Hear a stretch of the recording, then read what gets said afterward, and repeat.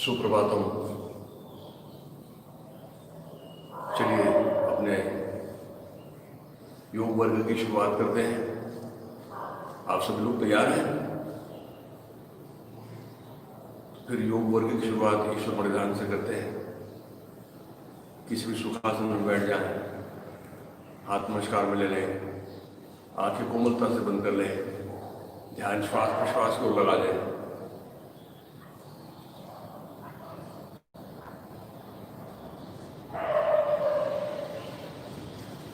और चलिए ईश्वर परिधान। श्रीमन्नारायण नारायण हरे हरे, श्रीमन्नारायण नारायण हरि हरि, भजमन्नारायण नारायण हरे हरे, भजमन्नारायण नारायण हरि हरि, पद्मनारायण नारायण हरे हरे, पद्मनारायण नारायण हरि हरि, श्रीमन्नारायण नारायण हरे हरे, श्रीमन्नारायण नारायण हरि हरि, लक्ष्मी नारायण नारायण हरे हरे, लक्ष्मीनारायण नारायण हरि हरि, श्रीमन्नारायण नारायण हरे हरे, श्रीमन्नारायण नारायण हरि हरि, सत्यनारायण नारायण हरे हरे, सत्यनारायण नारायण हरि हरि, श्रीमन्नारायण नारायण हरे हरे, श्रीमन्नारायण नारायण हरि हरि, अग्नि नारायण नारायण हरे हरे, अग्निनारायण नारायण हरि हरि, श्रीमन्नारायण नारायण हरे हरे, श्रीमन्नारायण नारायण हरि हरि, यज्ञ नारायण नारायण हरे हरे, यज्ञनारायण नारायण हरि हरि, श्रीमन्नारायण नारायण हरे हरे, श्रीमन्नारायण नारायण हरि हरि, शिव नारायण नारायण हरे हरे, शिवनारायण नारायण हरि हरि, श्रीमन्नारायण नारायण हरे हरे, श्रीमन्नारायण नारायण हरि हरि, सूर्य नारायण नारायण हरे हरे, सूर्यनारायण नारायण हरि हरि, श्रीमन्नारायण नारायण हरे हरे, श्रीमन्नारायण नारायण हरि हरि, जय जय नारायण नारायण हरे हरे, जय जय नारायण नारायण हरि हरि, श्रीमन्नारायण नारायण हरे हरे, श्रीमन्नारायण नारायण हरि हरि। फिर से शांत बैठते हुए ईश्वर प्रधान से प्राप्त प्रसन्नता, मंगलता, आनंद की अनुभूति लीजिए। और अब धीरे धीरे हमको योगाभ्यास के महत्व के बारे में पता चल रहा है। जो हम कभी समझते थे केवल शारीरिक दृष्टि से करने वाली प्रक्रिया है, तो ऐसा नहीं है, बल्कि शरीर के माध्यम से मन को जानने की प्रक्रिया है। और ये सारी चीज़ हमको समझना जरूरी है, क्योंकि ये तो विद्या जो है अपने इस भूमि से निकली हुई विद्या है, अपने ऋषि मुनियों के धरोहर है। और इसलिए हमको उसका पूरी तरह से ज्ञान होना और सही ज्ञान होना आवश्यक है। ये बात को ध्यान रखते हुए चलिए तैयार हो जाए। ईश्वर प्रधान के बाद में उत्थित विवेकासन इस ध्यान की प्रक्रिया में जुड़ जाते हैं। तो चलिए खड़े हो जाए, एरिया मिला लें, हाथ नमस्कार में ले लें, आंखें कोमलता से बंद करते हुए फिर चलिए जरा अंदर की ओर चलिए। अंदर की दुनिया अंतर्मुख सहज रूप से हो पा रहे हैं, श्वास प्रश्वास को देख रहे हैं। और श्वास प्रश्वास ही महत्वपूर्ण चीज है। वैसे तो श्वास प्रश्वास जीवन का आधार है, लेकिन उसके साथ साथ ये मन से जुड़ी हुई प्रक्रिया है। इसलिए श्वास प्रश्वास के माध्यम से मन को जानना जरूरी है, क्योंकि हमारी सारी तकलीफें हमारे मन की है। हमारा शरीर तो स्वस्थ है और अस्वस्थ मन ही सारे शरीर को प्रभावित करते रहता है। और जैसे जैसे श्वास के साथ में जुड़ते जाएंगे वैसे वैसे अनुभव होते चले जाएगा। एक आनंद की अनुभूति, एकाग्रता की अनुभूति, प्रसन्नता की अनुभूति। और उसमें भी महत्वपूर्ण चीज प्रश्वास की ओर अधिक मन लगाएं तो प्रश्वास के साथ में और अधिक सहजता, शिथिलता, तनाव मुक्तता का अनुभव में आ रहा है। जरा देखिए गौर से। और सारा शरीर शिथिल हो गया है इस भाव के साथ में। अब जा रहे हैं ध्यान की प्रक्रिया में। संपूर्ण मस्तिष्क को याद कर रहे हैं, अंदर से, बाहर से, दाईं ओर से, बाईं ओर से, पिछला हिस्सा। और बिल्कुल उसको शिथिल छोड़ पा रहे हैं। केवल कल्पना न रही, वास्तविक रूप में उसको शिथिल छोड़ पा रहे हैं। संपूर्ण कपाल बिल्कुल शिथिल है, कोई शिकन नहीं है कपाल पर। दोनों भौवें, भूमध्य शिथिल है। जहाँ तनाव बना रहता है, आंखें अंदर से पुतलियों के साथ में पलकों का अर्धगोलाकार स्पर्श देख रहे हैं। दोनों कनपटों को विशेष रूप से आंतरबाह्य शिथिल छोड़ रहे हैं। यहाँ भी तनाव मुक्तता का अनुभव कर पा रहे हैं। दोनों कानों को बाह्यता शिथिल छोड़ते हुए, कानों के छेदों से अंदर की ओर जाते हुए, गले तक उसकी अनुभूति लेते हुए, नथुनों से भी अंदर की ओर जा रहे हैं। जीवा के मूल तक देख पा रहे हैं। जीवा, दंत पंक्तियाँ, ओठों का अर्धगोलाकार स्पर्श देखते हुए दोनों गालों को ढीला छोड़ा है। आंतरबाह्य हनुष से लेकर कनपट तक का हिस्सा देखा है। और फिर ऐसा संपूर्ण चेहरा मन के दर्पण में देख पा रहे हैं। गला कंठ के साथ शिथिल छोड़ रहे हैं। संपूर्ण रीढ़, गर्दन से लेकर पुट्ठे तक उसके संरचना के साथ में शिथिल छोड़ रहे हैं। स्कंद वलय से कटिर वलय तक संपूर्ण पृष्ठभाग देखा है। दोनों बगलों से दोनों कमर तक का हिस्सा देख रहे हैं। दोनों हाथों को बिल्कुल ढीला छोड़ दिया है। दंड, कोहनिया, प्रकोष्ठ, हाथों के तलवे, तलवों का स्पर्श देख रहे हैं। स्पर्शित अवस्था में दोनों हथेलियों का अपना अलग अलग अस्तित्व देख पा रहे हैं। संपूर्ण सीना आड़े में, खड़े में, अंदर से बाहर से देख रहे हैं, शिथिल छोड़ रहे हैं। संपूर्ण पेट, नाभि के अगल बगल से अंतर्बाह्य देखा है, शिथिल छोड़ रहे हैं। दोनों पुट्ठों का जोड़, दोनों पुट्ठे, जंघाएं, घुटने, पिंडलियां, टखने, एड़ियां, तलपाओं के 10 उंगलियां। और ऐसे सारे शरीर को सर से लेकर पैर तक देखा है। शरीर स्थिर है, मन शांत है। मन शांत होने का कारण होने वाला श्वास प्रश्वास अत्यंत तो सहज रूप से हो रहा है। और उसी के कारण एक प्रसन्नता की अनुभूति भी आ रही है। और ऐसे प्रसन्न अवस्था में पूज्यपाद गुरुमूर्ति श्री जनार्दन स्वामी महाराज इनके समाधि के सम्मुख पहुंच गए। मन मन माथा टिका दिया, गुरु चरणों में संकल्प अर्पण कर रहे हैं कि हे स्वामी जी, जीवन में समाधान, सुख एवं निरोगी अवस्था प्राप्त होने के लिए यथाशक्ति क्यों न हो, किंतु निरंतर योगाभ्यास कर पाऊँ, ऐसी प्रेरणा तथा बल प्रदान कीजिए। मन ही मन टिकाया माथा, मन ही मन उठाया, मन की आंखें खोलिए और अब समाधि स्थल के दर्शन कर रहे हैं।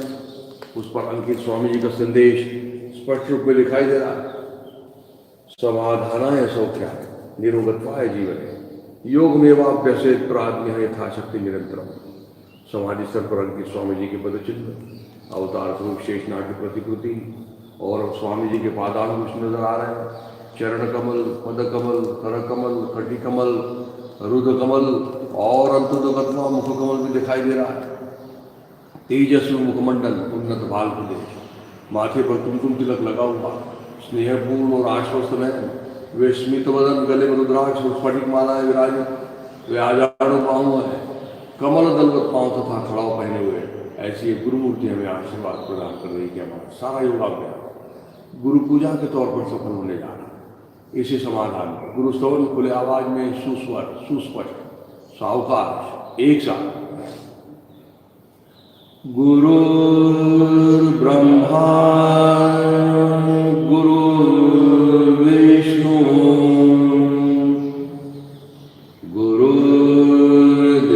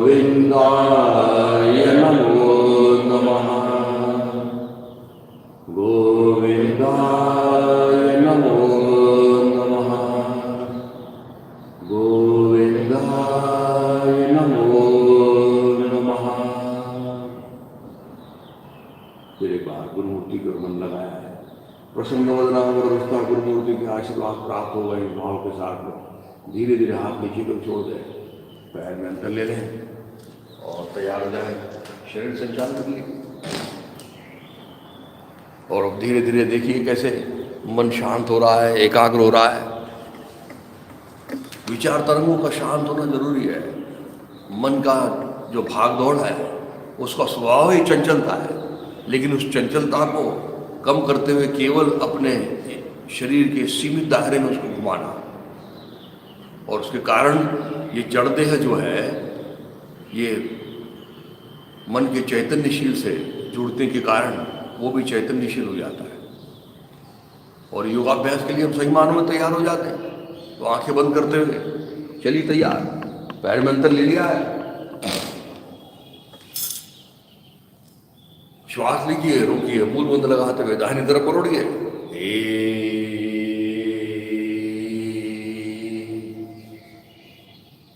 श्वास छोड़ के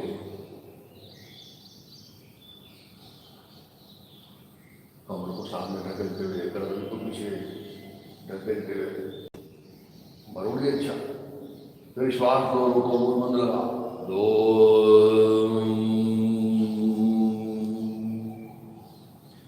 बाईं ओर श्वास लेके रोक के, तीन,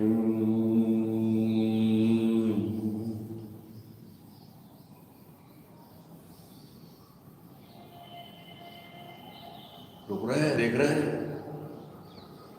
चार, पाँच,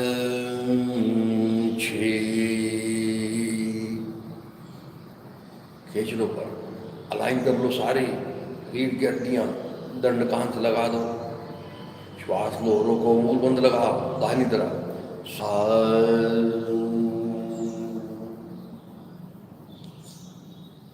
रुकने की कोशिश करो जरा स्थिति में, कोहनियों से हाथ सीधे करने की कोशिश करो जरा, चेहरे पे हल्की सी मुस्कान रखो जरा। ऐसे रुकने के कारण ही तो उसका सारा परिणाम फिर अंदर तक जाता है।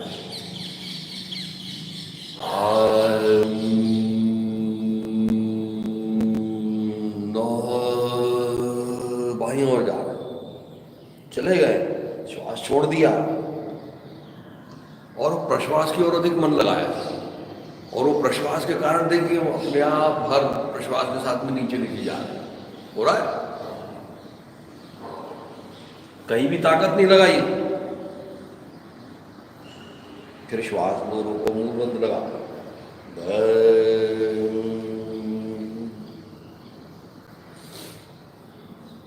श्वास लेके रोके, मूल बंद लगाते हुए पीछे की ओर, 11, जाइए जरा, कमान बनाइए अच्छी, कंजूसी मत करिए, दंड कान से लगा के रखिए,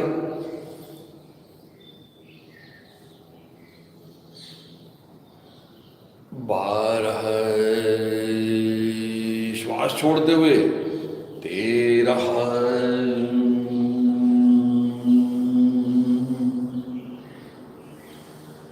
अब तो सबके हाथ नीचे लग जाने चाहिए, झटके नहीं देना है, केवल कमर ढीली छोड़ना है, पीठ को अंदर खींचना है। और चलिए फिर जरा रुकने की कोशिश करते हुए देखिए जरा क्या क्या होगा। घुटने से पैर सीधे है, अब अपना शिक्षक खुद बनना है, छोटी छोटी गलतियों को टालना है, उसके कारण फिर उसके परिणाम और उसमें प्रगति होने लगती है। विश्वास हो, 14,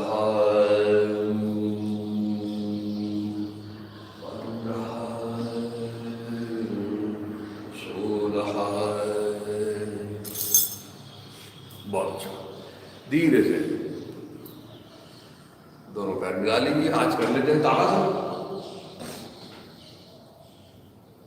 रोज अलग अलग आसन थोड़े से अदल बदल के करना चाहिए, क्योंकि हमारे पास समय जो रहता है लिमिटेड रहता है, तो उसमें अलग अलग आसन होने चाहिए। तो चलिए एरिया मिला लीजिए, हाथ की उंगलियों को फैला लीजिए, एक के अंक में हाथ कंधे की रेखा से होते ऊपर की ओर ले जाएंगे, एक ले जाओ पूरी तरह से ऊपर, और फिर शरीर को हल्का हल्का खींचते चले जाना है। तो हाथों की उंगलियों में 10 उंगलियां हैं, लेकिन 28 जोड़ों से उसको खींच रहे ऊपर। कलाई का जोड़, कोहनिया का जोड़, कंधों से, बगलों से, सीनों से, सीने को उठाओ और अब पेट को अंदर डालो, जो बाहर निकल रहा है वो पेट अंदर जाना चाहिए। और फिर कमर के जोड़ से, घुटने के जोड़ से, और फिर टखने, और अब एड़ियां उठाते हुए आ जाओ ऊपर की ओर।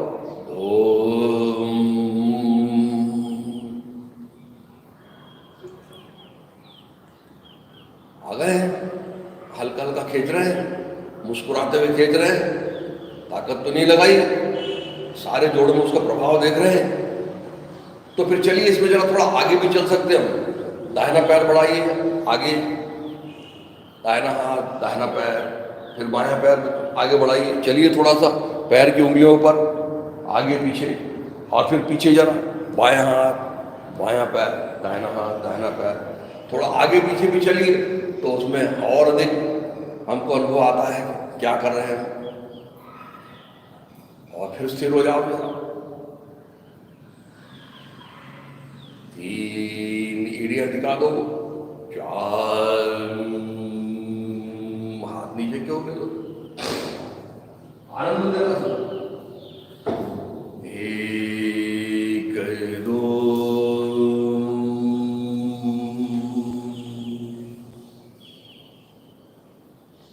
दोनों घुटने पास में है कि नहीं जरा, अब आने चाहिए दोनों घुटने पास में। कोहनियों से हाथ सीधे हैं, पैर की उंगलियां ढीली छोड़िए, मन कान में लगा रहे हैं, सामने देख रहे हैं, और देखते देखते आंखें बंद कर रहे हैं। और चलिए धीरे से घुटने टिका दें।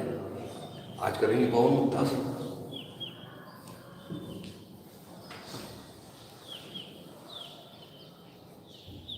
उत्थित शरीर संचालन और मुक्तासन ये रोज करने की चीज है। और ये सारी चीजें जो है स्वामी जी की देन है, और ये इसको रोज करना नितांत आवश्यक है। चलिए तैयार, एड़िया मिला लो, अंगूठे मिला लो, फिर से मन के कान बना लो जरा, और सूचनाओं के साथ में करेंगे। चलिए दाहिने पैर से शुरुआत करते हैं। श्वास लो, रोको, मुंह बंद लगाओ। 1 2 आ गए, श्वास छोड़ दो, घुटने से सीधा है पैर।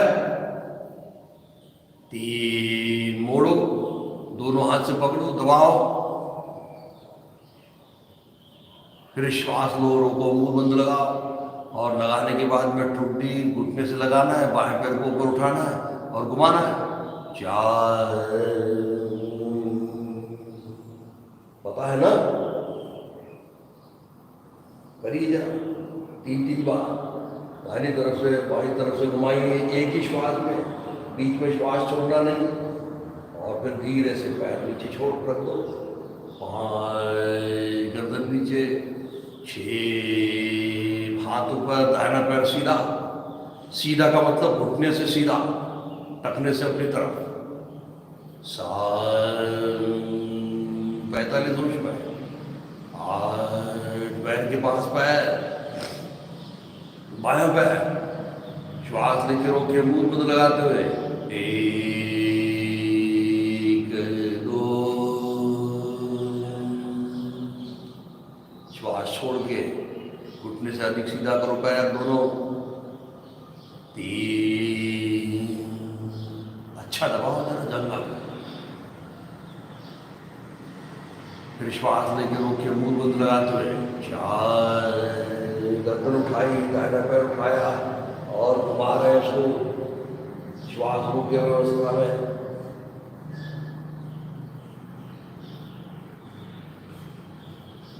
मन लगा के करिए, 3 बार घुमाने का, धीरे से पैर नीचे रख दो। 5 गर्दन नीचे, 6 बायां पैर सीधा, फिर श्वास लो, रोको, मूल बंद लगाओ,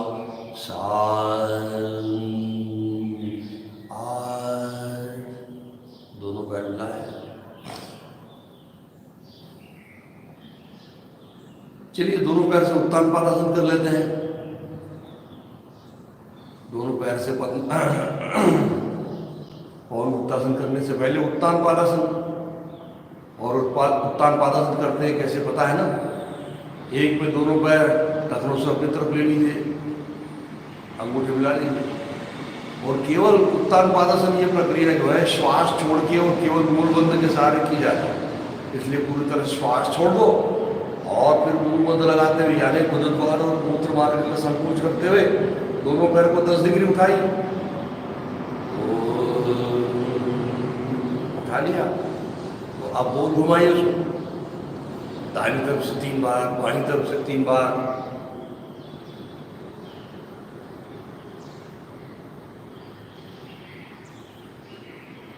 तीन बार घुमाने के बाद धीरे से नीचे रख दो।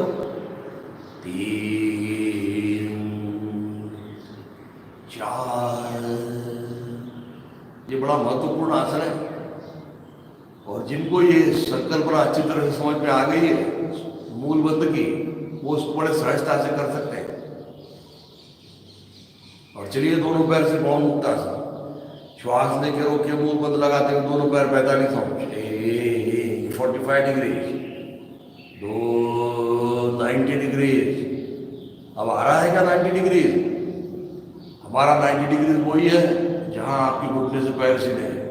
फिर एंगल कोई भी हो आपका, टखने से पैर अपनी तरफ, पेट को जरा अंदर की ओर लीजिए, जरा कमर ढीली छोड़िए, जरा घुटने गर्दन मोड़ते हुए एक साथ शरीर की गठरी बनाइए। बन गई? ठुड्डी पहुंच गई दोनों घुटनों के बीच, टखने से पैर अपनी तरफ है।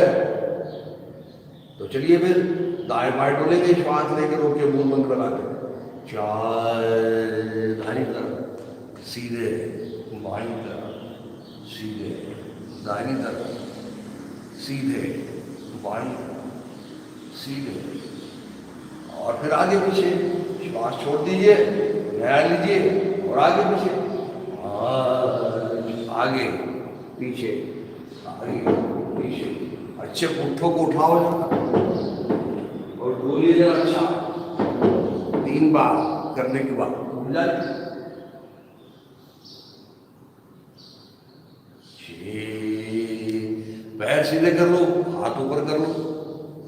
7, 45 अंश में आ जाओ और मूल बंद लगा दो जरा।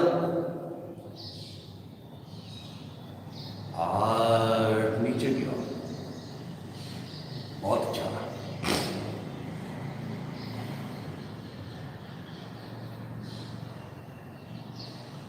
कल हमने सर्वांगासन और मत्स्यासन किया था, आज करेंगे हलासन और चक्रासन। के लिए तैयार है? एरिया मिला लो, अंगूठे मिला लो, दंड कान से लगा लो। हलासन पता है ना कैसे करते हैं? 1 में 45 अंश, 2 में दोनों पैर 90 डिग्री, उसी वक्त हाथ नीचे, फिर हाथ का दबाव देके मूल बंद लगा के दोनों पैर सर की तरफ जमीन से समानांतर, यानी पहले 45 डिग्री, फिर 90 डिग्री, फिर 135 डिग्री, और फिर 4 में तो और पैर को सामने फेंकते हुए नीचे ले आना, लेकिन अंगूठे टिकाना नहीं। चलिए तैयार, श्वास लो, रोको, मूल बंद लगाओ। 1 2, हाथ नीचे आ गए, हाथ आना ही चाहिए नीचे। अब ये हाथों का तो सहारा लेना है, उसका उपयोग करते हुए, मूल बंद लगाते हुए, हाथों को दबाते हुए ले आइए पैर को सर की तरफ, और जंघा के जोड़ में मत लगा लेना। 3,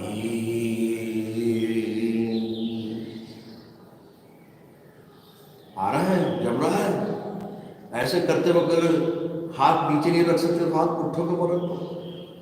फिर भी पुट्ठे उठाना नहीं हो रहा है तो पवन मुक्तासन में आगे पीछे डोलते हुए ऐसे डोलिए, और डोलते डोलते पैर जैसे ही सर की तरफ चले जाए सीधे कर लो, हाथ नीचे ले आओ। अब जरा पेट ढीला छोड़ो, शरीर ढीली छोड़ो, और पैर को सामने जरा निकालो, जरा ढके लो और सीने को कर दे दो ठुड्डी से और पहुंच जाओ नीचे। 4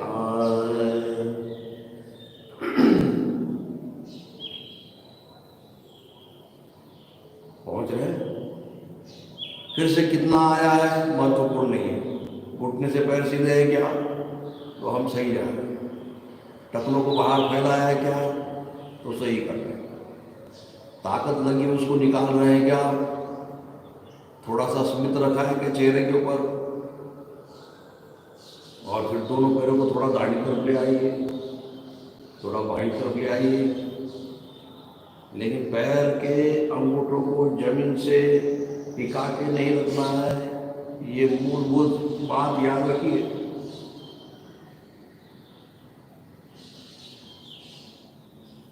और फिर आराम से रुके रहिए। और रुकने के बाद करना क्या है तो रुकने के बाद में एक अंदर में मंत्र चलना चाहिए। स्वामी जी कहते हैं कि इस मंत्र का जाप आपके मन में होते रहना चाहिए।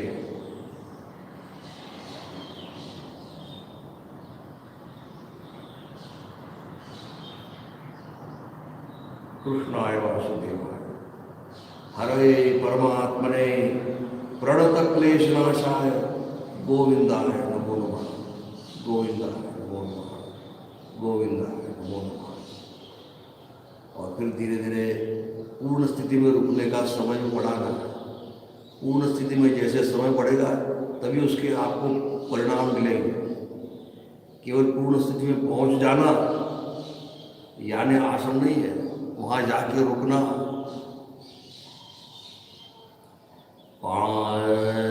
दोनों पैरों को जमीन से समानांतर कर लो। अब ये हाथ का उपयोग करते हुए पुट्ठे टिकाएंगे। 6 गर्दन नहीं उठनी चाहिए। 7 दोनों पैर 45 दोष पे, दोनों हाथ ऊपर। 8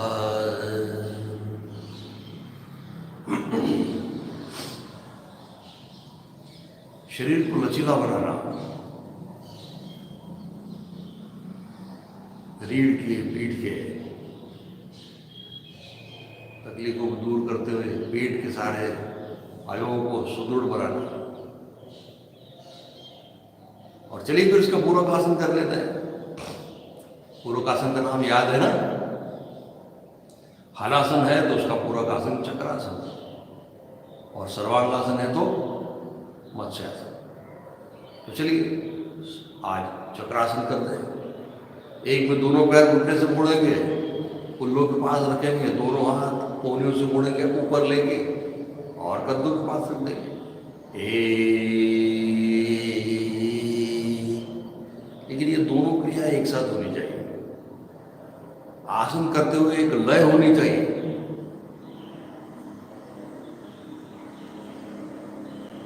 और चलिए फिर अच्छी तरह से देख लीजिए, दोनों पैरों को रखा है पुट्ठों के पास, नहीं तो हाथ का सहारा ले लीजिए, कोहनियों को अंदर की ओर ले लीजिए। और अब मूल बंद लगा के पहले पुट्ठे उठाना है। तो चलिए उठाइए पुट्ठे, 2 उठा लिए। अब हाथ की तरफ आइए। अब हाथ को दबाव देना है और थोड़ा सा कंधों को उठा लीजिए। उठा लिया। अब गर्दन ढीली छोड़ो जरा, वो टिका के रखिए जरा। और अब तो दोनों हाथों को और भार दीजिए और रीढ़ ढीली छोड़ते जाओ, हाथों पैर के दबाव को देते जाओ और ऊपर आने की कोशिश करो। और जो कुछ भी स्थिति आ गई उसमें रुकने की कोशिश करो। 3 धीरे से गर्दन सीधी करते हुए पुट्ठे टिका, कंधे पुट्ठे। 4 हाथों पैर से।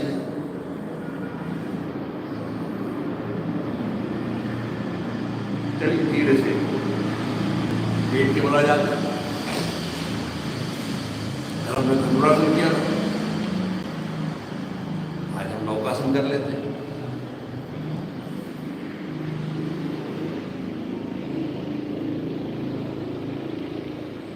थके तो नहीं है?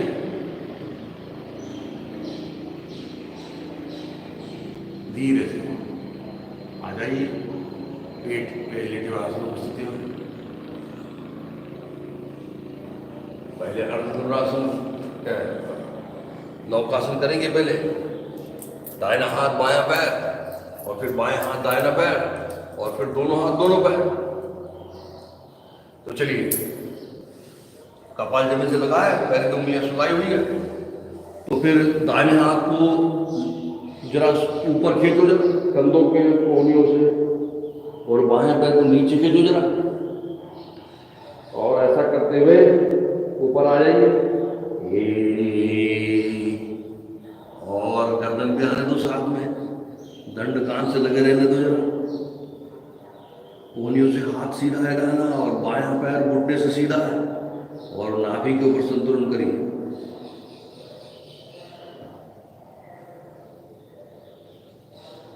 देखिए, दिखने में बड़ा आसान है, लेकिन रुकना बड़ा मुश्किल है।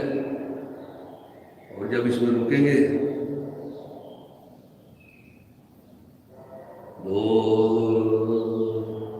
तो ही फिर पेट के ऊपर उसका अच्छा असर होते हुए पेट पतला होगा, वजन कम होगा, घुटनों के कमर के विकार दूर होंगे। बायां हाथ दाएं रखा है,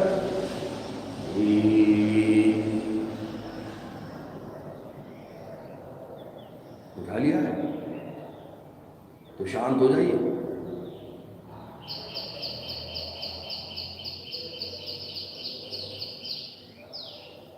कोई भी आसन हो, उसमें पूर्ण स्थिति में 1 मिनट रुकने की कोशिश करना शुरुआत में। फिर 1 से होने के बाद में फिर हर एक आसन का अलग अलग समय दिया। 4, धीरे से नीचे, दोनों हाथ दोनों पैर अच्छी तरह से सामने का जो भाग पैर के जो नीचे, और आ जाओ ऊपर, लगा लीजिए दंड कान से। अब कितने ऊपर आए महत्वपूर्ण नहीं है, कान के ऊपर हाथ दबाया, और देखिए अब यहां रुकने की कोशिश करो जरा। बड़ा मुश्किल है, लेकिन रुकिए जरा। 6, धीरे से हाथ नीचे गिराओ।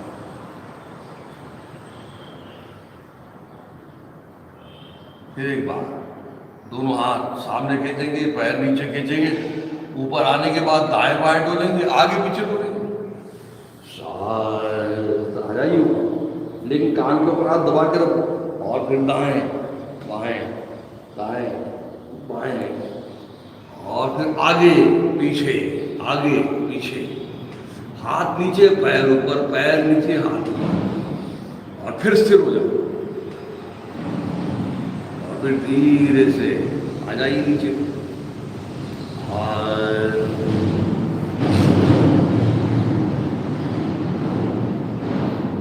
अब हम सब आसन तो कर रहे हैं, लेकिन आसन करने के बाद में किसी प्रकार की अगर थकान आ जाती है, तो थकान निकालने के लिए 2 आसन बताए हुए हैं जो महत्वपूर्ण है कि हमको आराम करना है, तो इन स्थितियों में करना है।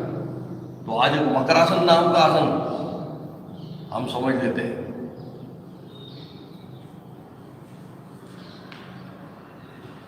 क्या करना है, इसी अवस्था में सुन के करने की कोशिश करिए। क्या करना है, दोनों पैरों को फैला, और फैलाने के बाद में एड़ी को अंदर से गिरा। एड़ी का अंदर का हिस्सा जमीन से लगना चाहिए। जिनको नहीं समझ में आएगा वो देख लेंगे, लेकिन ये समझ में आनी चाहिए। एड़ी अंदर से गिरा दी, और अब दोनों हाथ कोहनियों से मोड़े, और दोनों हाथ के तलवे एक दूसरे के ऊपर रखा है।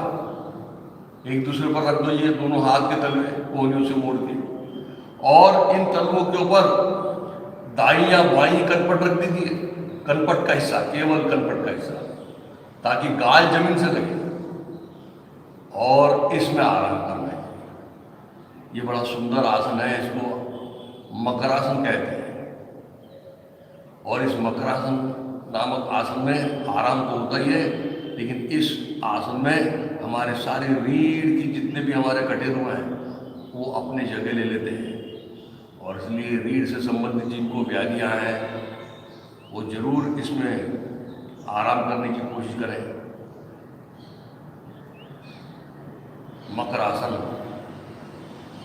मन शांत होता है, शरीर और मानसिक थकान दूर होते हुए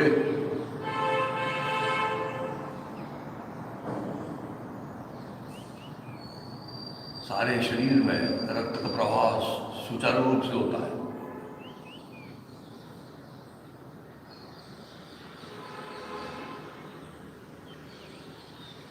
नाम मकरासन रखा है आपने। मकर यानी मगरमच्छ को देखा है आपने? झील के किनारे पड़े हुए मगर को देखा है आपने? वो कैसा निश्चित पड़ा रहता है, उसमें बिल्कुल भी हलचल नजर नहीं आती, ऐसे बिल्कुल सारे शरीर को छोड़ देना। और अब इसमें अनुभव में आता है पेट का ऊपर आना, नीचे आना। तो जब पेट नीचे लगता है, जब श्वास छूटता है तब पेट नीचे जाता है, जब श्वास लेते हैं तो पेट फूलता है, तो उसको ध्यान देना है। और जब जब श्वास छूटता है तब तब कमर को और अधिक ढीला छोड़ना। कमर के व्याधियों के ऊपर, रीढ़ के व्याधियों के ऊपर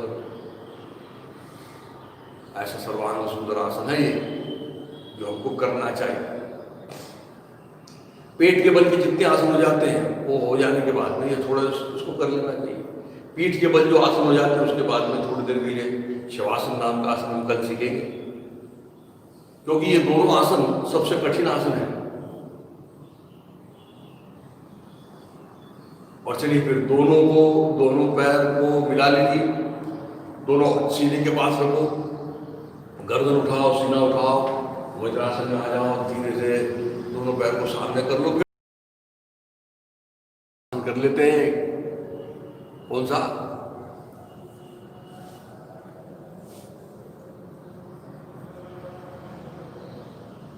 गोमुखासन कर लेते हैं। कल भी हमने किया था गोमुखासन, कल हमने दाहिने पैर से किया था, कल एक ही पैर से किया था, आज बाएं पैर से करते हैं। आज बायां पैर लीजिए दाहिने पैर के जंघा के नीचे से, एक बायां पैर दाहिने पैर के नीचे से। अब पहले बायां पैर लिया है और अब दाहिना पैर ऊपर से, दो जम रहा है ना सूचनाओं के साथ में, आप देख के भी कर सकते हैं। और अच्छा घुटने के ऊपर घुटना आने दीजिए। पहले बायां लिया इसलिए बायां हाथ पीछे से ऊपर जाने दीजिए, 3 और फिर अब दाहिना हाथ कंधे की रेखा से ऊपर जाते हुए 4 दंड कांत लगा दीजिए, पीछे खींचिए, नीचे ले जाइए और पकड़िए जरा, और पकड़ के जरा गर्दन सीधी कर लीजिए। अगर पकड़ में आया है तो अच्छा खींचिए उसको, जाके कोनी पीछे चली जाए। फिर से कंधे के लिए, गर्दन के जोड़ों पांचपन के लिए, रीढ़ के लिए, मुख्य रूप से फेफड़ों के लिए, लेकिन मुख्य रूप से इसका आसन का तो उपयोग है जब हाथ निकाल के इसमें बैठने की कोशिश करना है। हाथ निकाला दाहिना, 6 बायां हाथ, और इस आसन में दोनों हाथ घुटनों के ऊपर रख के आराम से बैठना है। इसमें बैठने की आदत डाली। पद्मासन और ये गोमुखासन वाला जो आसन है ये बड़ा सुंदर आसन है, मुख्य रूप से मन के लिए। मन शांत प्रसन्न एकाग्र होता है, सभी प्रकार के मनोविकार दूर होते हैं, सात्विकता का आविर्भाव होता है, बुद्धि प्रसन्न होती है, वीर्य का रक्षण होता है। धीरे से 7 ऊपर का पैर, 8 दूसरा पैर, फिर से दोनों पैर से करना होता है। अब दाहिने पैर से आपको आज होमवर्क के लिए आपको करना है। और चलिए धीरे से आ जाइए,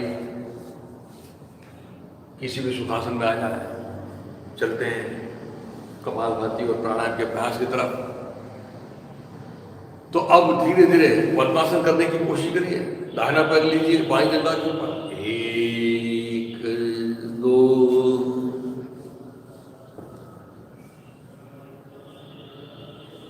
3 में सीने को जरा ऊपर उठाइए, 3 ठुड्डी थोड़ी कंठ की तरफ कर लीजिए, और 4 दोनों हाथ कोहनियां मोड़ते हुए ध्यान मुद्रा में।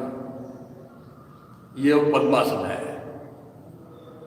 और यहाँ पे दोनों भवों के बीच में भी देखा जा सकता है, या फिर नाक का जो छोर है हमारा, उस नाक के छोर को भी देखा जा सकता है।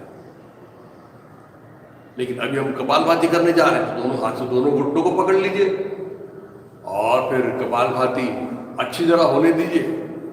कपालभाति बड़ा महत्वपूर्ण है। ये सारे शरीर और मन दोनों को एक साथ शुद्ध करने की ताकत इस शुद्ध क्रिया है। चलिए कपालभाति प्रारंभ करें।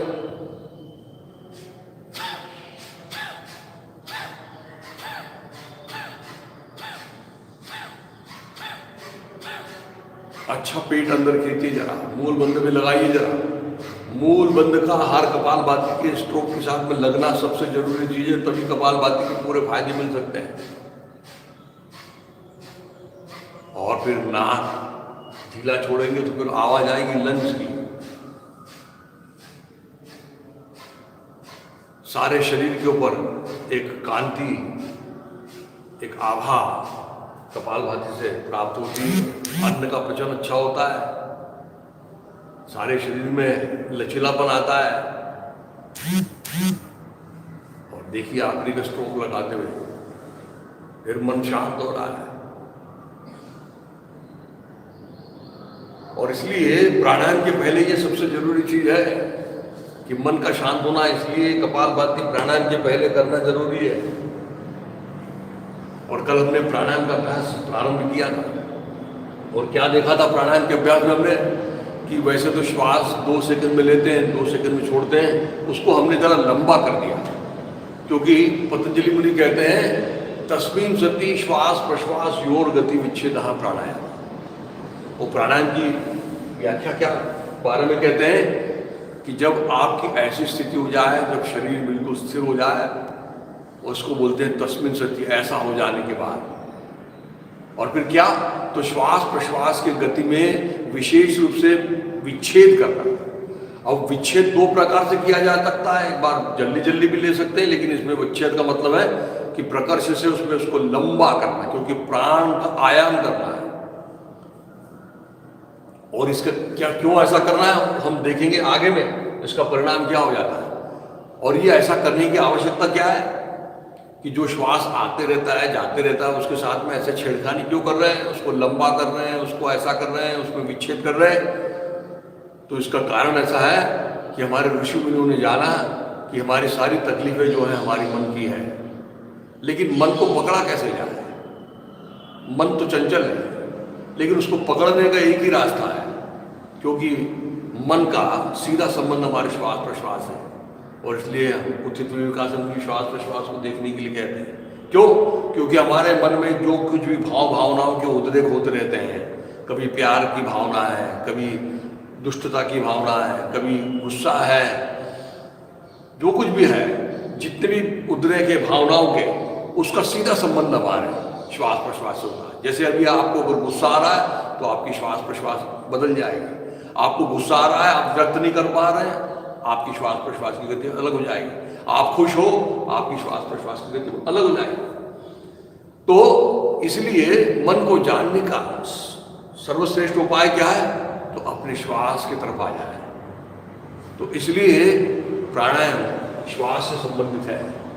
और तो चलिए कल जो हमने किया था उसको करने की कोशिश करेंगे। बाएं हाथ की ध्यान मुद्रा बना लें, दाहिने हाथ की प्राणायाम की मुद्रा, ये भी सबसे जरूरी चीज है। केवल अंगूठे से ऊपर नीचे करना ऐसा नहीं है।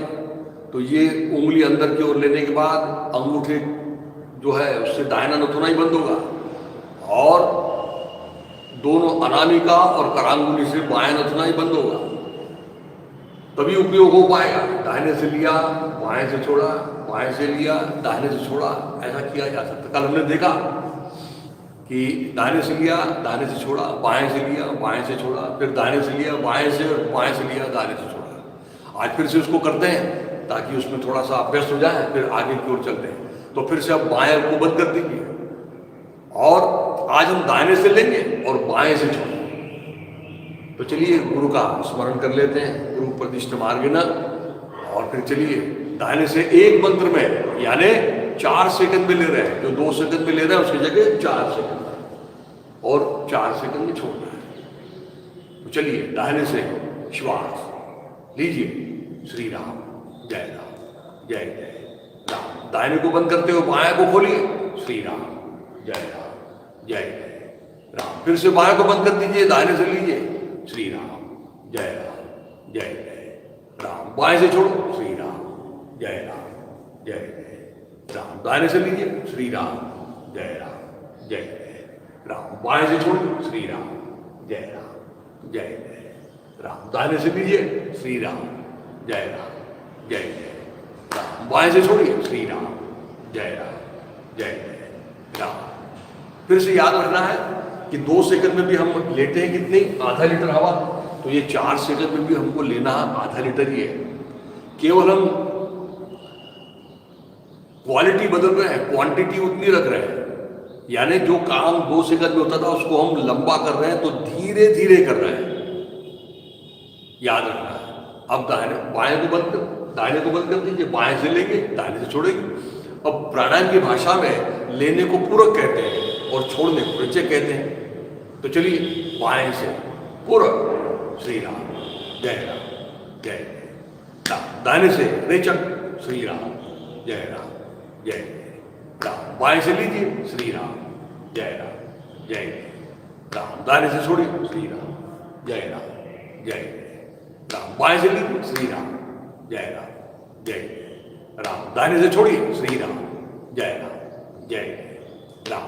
अब एक और पद्धति से किया जा सकता है। कैसे?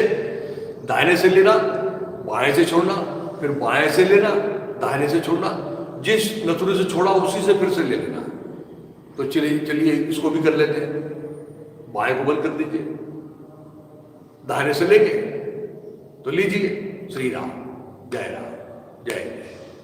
बाएं से छोड़िए, श्री राम जय राम। अब बाएं से लीजिए, श्री राम जय राम। दाहिने से छोड़िए, श्री राम जय राम। अब दाहिने से लीजिए, श्री राम जय राम। बाएं से छोड़िए, श्री राम जय राम। बाएं से लीजिए, श्री राम जय राम। दाहिने से छोड़िए, श्री राम जय राम। इस तरह से ये 5 पद्धति से किया जाता है।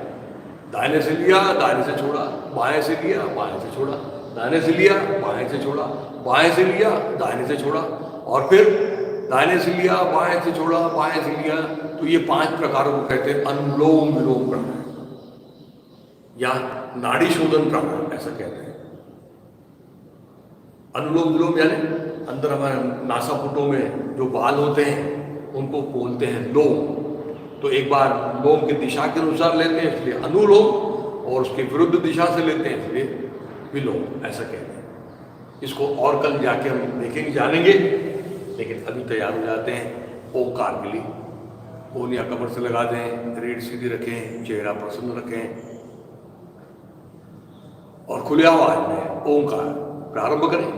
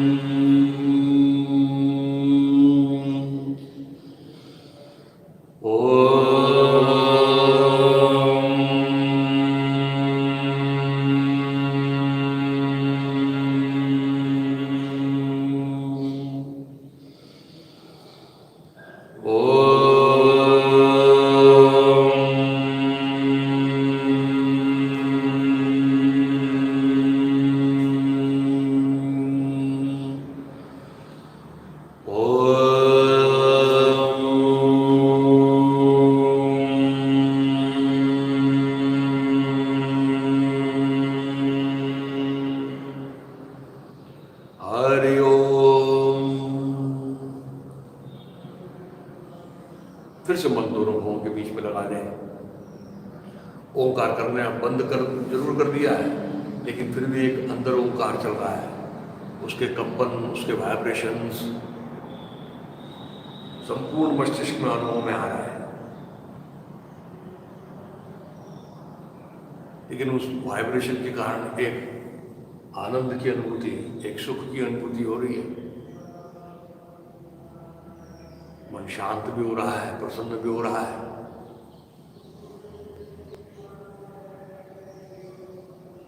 और ऐसा मन दोनों भावों के बीच में लगाते हुए साक्षी भाव से ओंकार के बाद में बैठने की आदत डालना, यानी धीरे धीरे ध्यान की तैयारी।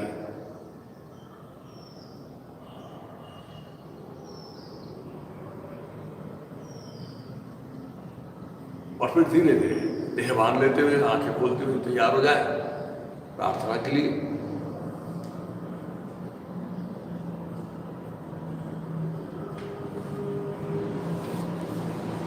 खुले आवाज में सुस्वर, सुस्पष्ट सावकाश एक साथ सब लोग प्रार्थना समय